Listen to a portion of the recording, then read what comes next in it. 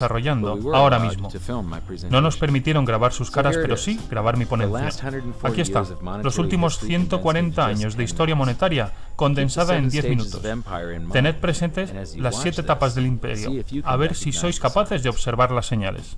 Todo el mundo cree que el dólar es tan bueno como el oro, y en realidad no lo ha sido desde 1971. Estos son los sistemas monetarios del mundo, desde 1873, cuando Alemania se regía por el patrón oro clásico, donde cada unidad de divisa estaba respaldada por una cantidad equivalente en oro guardado en la tesorería. En los Estados Unidos, por ejemplo, un billete de $20 equivalía a una pieza de oro de $20 guardada en las cámaras.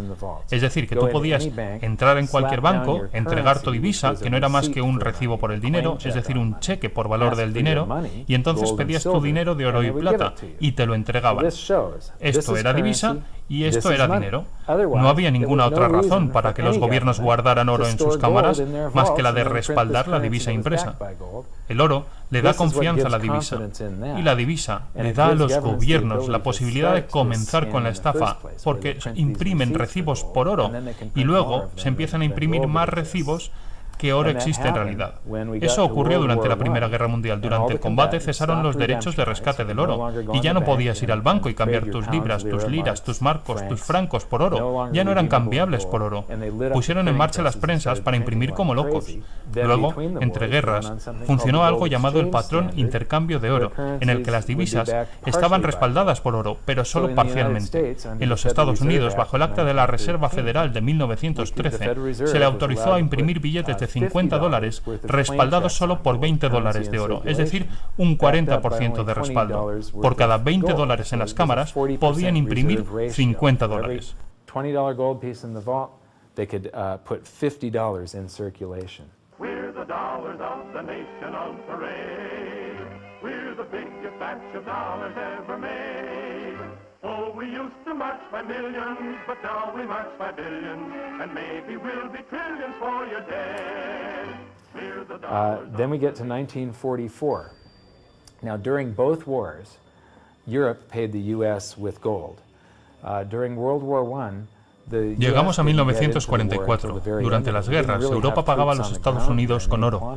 Durante la primera, los Estados Unidos entraron en el conflicto casi al final, no había tropas sobre el terreno hasta los últimos 6 meses.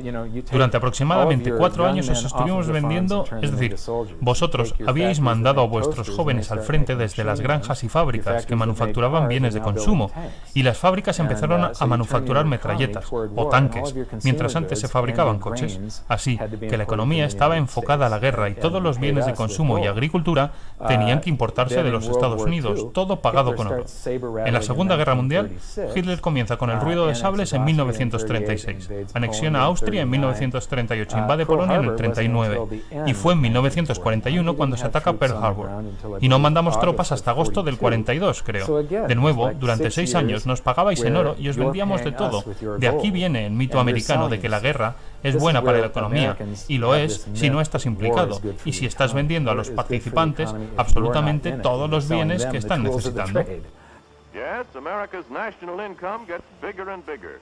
In 1943, it was $142 billion. That was double the 1939 figure, triple the figure for 1933. But by the end of World War II, the U.S. had 2/3 of all the world's monetary gold. Al final de la Segunda Guerra Mundial, los Estados Unidos tenían 2/3 de las reservas mundiales de oro, y el resto del mundo se tenía que repartir el resto. Europa no tenía nada, así que el sistema monetario mundial no iba a sostenerse, iba a colapsar. Pero todavía estaban todos estos préstamos en dólares para Europa, que estaba inundada literalmente de dólares. Representantes mundiales se reunieron entonces en Bretton Woods, New Hampshire, en 1944, y decidieron crear un nuevo sistema monetario, el sistema Bretton Woods, en el que todas las divisas existentes, con pocas excepciones, estarían respaldadas por el dólar, y el dólar estaría respaldado por el oro a $35 la onza. Esto dio confianza en las divisas y estabilidad al mundo, y vinculado vinculaba todas las divisas entre ellas a través del dólar y por medio del oro. No existía el Forex, las divisas no fluctuaban, los tipos de intercambio se fijaban cada año y esto ayudó a relanzar el comercio internacional. Entonces comienza el patrón dólar, porque seguíamos imprimiendo dólares. Según Bretton Woods, no había ninguna proporción en la que el dólar debía respaldarse por el oro. Entonces ya habíamos comenzado con un gasto público deficitario para financiar la guerra de Corea, de Vietnam, para la gran sociedad de Johnson, y se aumentó la oferta monetaria, la cantidad de dólares en circulación, y los exportamos por todo el mundo. Luego, en los 60, De Gaulle se da cuenta de que no tenemos oro suficiente para respaldar el dólar. Le fait que beaucoup d'États acceptent par principe des dollars au même titre que de l'or entraîne les Américains à s'endetter et à s'endetter gratuitement vis-à-vis de l'étranger, car ce qu'ils lui doivent, ils le lui payent avec des dollars qu'il ne tient qu'à eux d'émettre. Nous estimons nécessaire que les échanges internationaux soient établis comme c'était le cas avant les grands malheurs du monde, sur une base monétaire indiscutable et qui ne porte la marque d'aucun pays en particulier. Quelle base? En vérité, on ne voit pas qu'il puisse y avoir réellement de critères, d'étalons autres que l'or. Francia pide que le devuelvan su oro, cambiándolo por los dólares que tenía. Otros países se unirán entonces al carro y los Estados Unidos pierden la mitad de su oro entre 1959 y 1971. Aún así, en 1971 todavía existían 12 veces más dólares creados que oro existente. Y esto es un pánico bancario. Estados Unidos ejercía el papel de banco.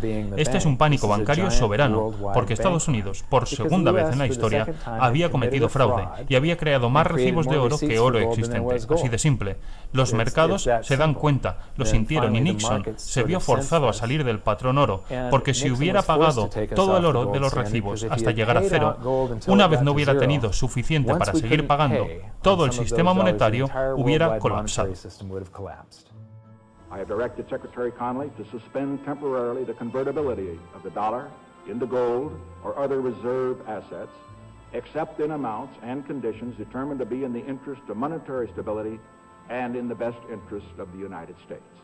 In full cooperation with the International Monetary Fund and those who trade with us, we will press for the necessary reforms to set up an urgently needed new international monetary system. El 15 de agosto de 1971, todas las divisas del mundo se convierten en divisas fiduciarias. No sé por qué el resto de países no le colgaron, la verdad, pero no lo hicieron, solamente le siguieron la corriente. To our friends abroad, I give this assurance. The United States has always been and will continue to be a forward-looking and trustworthy trading partner. Ha habido miles y miles y miles de divisas fiduciarias en la historia y no ha sobrevivido ninguna. El porcentaje de fallo es del 100%. Hemos comenzado este experimento en el que todas las divisas del mundo son fiduciarias a la vez desde 1971. Pero lo que tenemos cada 30 o 40 años es un sistema monetario distinto. Mira, 30 años, 28 años y 39 de momento. Así que, ¿ahora qué? El mundo va a tener un nuevo sistema monetario en esta década. Vamos a experimentar esta enorme crisis deflacionaria en todo el mundo. El mundo terminará aceptando un nuevo sistema monetario internacional, muy probablemente, después de que los gobiernos hayan intentado imprimir una salida y provocar hiperinflación, y la gente perderá confianza en la divisa.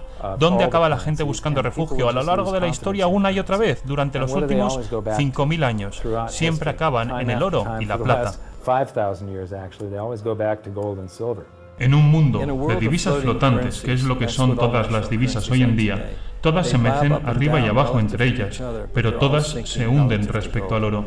Esto incluye al dólar, el euro, la libra, todas. Seguirán perdiendo valor, seguirán perdiendo poder adquisitivo. No creo que haya manera de evitar lo que se nos viene encima. No tiene arreglo ya. Puedes esperar a que te pase por encima o intentar beneficiarte. Yo quiero asegurarme de que no son solo unos cuantos grandes inversores en el mundo quienes acaban teniéndolo todo. Espero que haya cuantos más pequeños inversores mejor, porque eso es lo que hace funcionar a la sociedad. Una gran distribución entre la clase media y el pequeño inversor.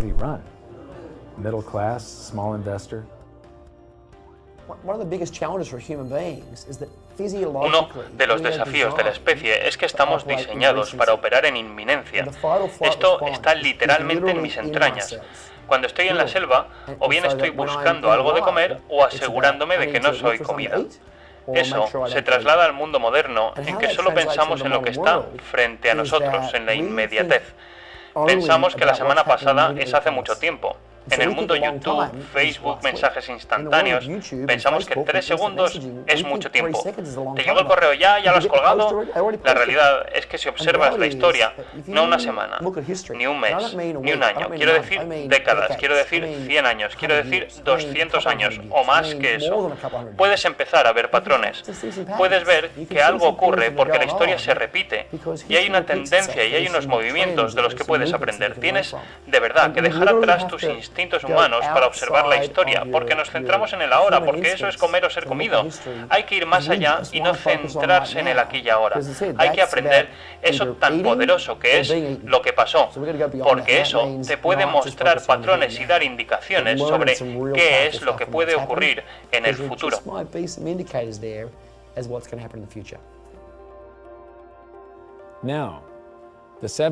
Ahora, como recordatorio, las 7 etapas del imperio.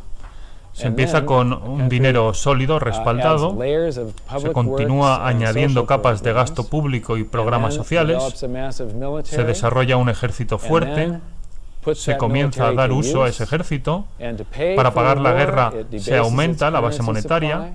Esto provoca la pérdida de fe en la moneda y desencadena una crisis monetaria, y el oro recupera el valor de toda esa impresión que se realizó en los años de las 5 primeras etapas. Estamos en la 6ª etapa, principios de la 7ª. El oro comenzó su revaluación en el 2001, cuando estaba a $250, pero aún estamos en los primeros pasos. But we're still in the very early stages of this. El problema del oro es que la gente no lo entiende. Por alguna razón, ha desaparecido del currículum en los últimos 35 años. Y tenemos a 2 generaciones académicas que no han estudiado jamás el oro, a no ser que sean especialistas en historia monetaria. Cuando estaba en la universidad y en el colegio, todavía estábamos en algún tipo de patrón oro, eso sí, muy atenuado. Pero se estudiaba el Fondo Monetario Internacional y la manera en que se presentaban las cuentas de los países, y se desglosaban las reservas y las cuentas, y tenías que entender el oro y el papel que jugaba en términos de equilibrio comercial. Eso desapareció en 1971 cuando Nixon abandona el patrón oro, así que los alumnos ya no lo entienden. Piensan que es una broma, que es una materia prima con cierto impulso comercial. No entienden que en realidad es el último refugio del dinero.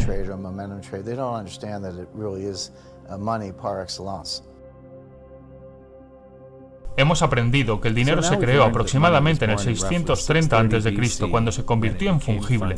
Fueron los mercados libres y el dinero respaldado lo que ayudó a la prosperidad ateniense, pero la devaluación de la divisa para financiar el déficit público de guerras y obras públicas jugaron un importante papel en su caída. Durante los últimos 140 años hemos devaluado nuestras divisas hasta el punto en el que 2 generaciones de estudiantes ni siquiera entienden el oro. Hemos aprendido la ley de Gresham, que el dinero malo hace desaparecer al dinero bueno. En la historia reciente, cada 40 años más o menos, hemos visto un cambio en el sistema monetario y hemos visto que estamos en la 6ª de las 7 etapas del imperio. Suficiente para este capítulo. Acompáñenme en el siguiente, en el que trataremos sobre el caótico estado del patrón dólar americano y cómo puede afectarle sin importar su lugar de residencia. Cuando escribí mi libro, dije que estábamos entrando en un periodo en el que afrontaríamos la mayor transferencia de riqueza de la historia de la humanidad, y por tanto, Es la mayor oportunidad en la historia de la humanidad. He convertido en mi misión ayudar a la mayor cantidad de gente posible a atravesar esta crisis y posicionarse en el lado bueno de esta transferencia. Acabo de terminar una ponencia llamada ¿Cómo se revelará la séptima etapa?, donde detallo qué estoy haciendo personalmente para prepararme para distintos escenarios. Lo pueden ver en hiddensecretsofmoney.com como parte de la información gratuita. Así que mi desafío es que encuentren un ejemplo en la historia de una crisis provocada por demasiado gasto público y demasiada deuda y demasiada divisa que sea resuelta con más gasto público, más deuda y más impresión de divisa. Hasta entonces, buena suerte y nos vemos en la presentación de hiddensecretsofmoney.com. Gracias.